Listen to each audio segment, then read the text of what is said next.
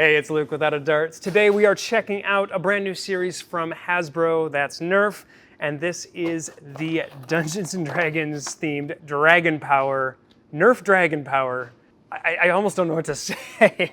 So I often forget that there are more brands in Hasbro than Nerf because Nerf is about 20% of Hasbro's sales, at least as of, I believe, 2019 when they had $1.1 billion in Nerf sales alone. Hasbro owns Wizards of the Coast, which of course owns Dungeons & Dragons. Now, I grew up playing a ton of Dungeons & Dragons. Shout out to my friends back home. We had a blast as a kid and all the way through high school and even into college days playing many hours of Dungeons & Dragons. There are 3 blasters in this series. First, there is the Fireshot. It's a single shot pistol. Next, there's the Emberstrike, which is a heavily stylized 8-shot rotating cylinder front loader. Lastly, we've got the Skyblaze Bow, which is, of course, a bow. We'll get into that in a little bit. I normally don't cover unboxings or box art, but the art on this packaging is so solid. And I can only assume that these are existing artists from the Wizards of the Coast side, and that it's not pulling from the normal talent pool of the Hasbro lineup, because the Hasbro, normal Hasbro stuff and the Nerf lineup anyway, never has stuff that looks this cool. I mean, we've pretty much gone to just renders or photos of the actual product, and the box art here is super cool, especially I think the bow, the Skyblaze, has one of the most interesting parts. So I thought I'd at least mention that. I am really not big into packaging. If you have shopped at our store, you know that I'm sort of anti-packaging, and I will be that way for forever. For me, there's never any reason to waste the extra packaging for something that you're not going to use. But these are products that sit on shelves in retail stores. It's cool that they feature really nice artwork. Let's get down to the blasters. We're going to start from the smallest, work our way up. This is the Fireshot. Fireshot, that sounds very familiar. Kind of like Firestrike. Emberstrike, this is getting weird. These names are all over the place. This is a single shot pistol, front loader. It works as you'd expect. Has really cool fin details up here. I think the color and the paint on both sides is really welcomed. It's obviously a little small for my hand, but I expect this blaster should be fairly moddable since a Firestrike is a pretty moddable blaster and will get pretty high FPS with an upgraded spring. If you're buying this, you're probably buying this for cosplay purposes or just because you love the Dungeons & Dragons tie-in. I don't really see this one being a competitive field offering. You can't holster it. It's got kind of awkward dart storage, but it does look very cool. And I think it's going to be relatively popular with cosplayers and things of that nature. I'd give this blaster, a 4 out of 5. It's very aesthetically cool. It doesn't really offer anything new, but it is not a complete failure. I'm looking at the fail wall over there from Hasbro. I don't think Hasbro's going to send me stuff ever again. It's worth noting, I did not get this for free-ish. My employee bought these and allowed me to review them, but I did not pay for these. Probably would not have bought them personally just due to the Nerf budget getting a little out of hand this year. Next up, we've got the Emberstrike, and this is where things start to get interesting for me. You've got these cool translucent fins up top, and you've got translucent grip and this little translucent tail notch down here. We've got dart storage in the rear, which holds another 8 darts. We've got a variety of surface finishes on the actual mold. The grip here and this little black element and the foregrip are all, they look like SP1 maybe. I don't know my finishes that well, but it's kind of a matte finish, which is very welcomed. And then the rest of the blaster has sort of glossy finish. We've got paint on both sides with the nice dragon scales going over the top, and really cool dragon scale detail back here and on the stock itself. This attention to detail is really welcomed, and I wish we'd see more of these varieties of textures and surface finishes on the main blasters. Hyper did have some pretty nice like faux carbon fiber, which had at least some nice texture, which is along the lines of this, but this is also a more matte surface finish, which from my understanding means that this part and the mold might not last as long. The mold itself won't last as long. The blaster's fine. Pretty simple operation. Prime fire, prime fire. We've got slam fire, as you'd expect. It doesn't hit very hard out of the box. None of these blasters do, as you would expect. I'm certain they can be modded. And I think we will look into springs for at least this one and the Fireshot, because these are the only two springers. We'll get to the other one, the bow, next. Overall, this is a really beautiful blaster. I think if I was 12 again, I would have wanted this so badly. For an adult, this is a very compact blaster. You'll feel like you want the stock to be out here, but it's obviously for kids. Surprisingly, the foregrip is nice and large, though. It feels very good. So I think that's to accommodate the large 8-round cylinder. There's quite a bit of room there.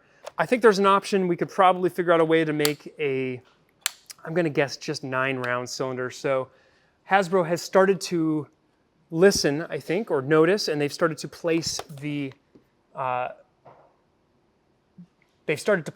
darts closer together in these barrels, getting more shots in the same space, and that's kind of welcomed. Just by guessing, I think we'd only really get that one dart if we were to make a new turret for this. So I can't say that's worth it. One dart for a huge piece of, and it's probably not worth the effort. Up front, we've got sort of this see-through turret here so that the darts can go all the way around. And while we're talking about the darts for all three of these blasters are actually completely new. They are, of course, Elite Dart Foam standard, but they do have a very, very squishy, some sort of TPU, some sort of thermoplastic, but it's a very rubbery, squishiest tip I've ever seen. So I don't know if this is a new thing for Hasbro or if they're going to start putting these on all of the darts. I will have to fire these a bit more to get a feel for whether they are effective out there.